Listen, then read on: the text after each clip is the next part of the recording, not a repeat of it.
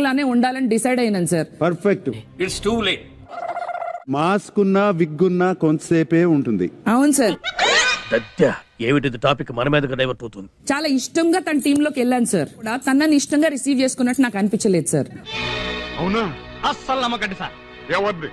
నిన్న? అవును సార్. కాదు సార్, అమ్మాయిని సార్. తనకి సోనియా కావాలన్నారు. నేను ఏం తప్పేంటి?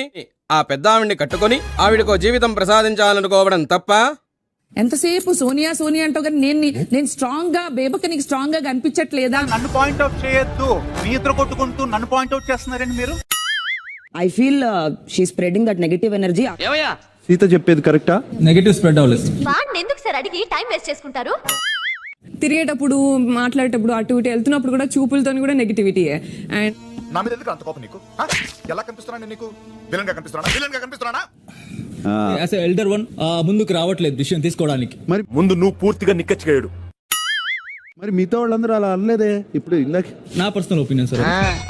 మడిచి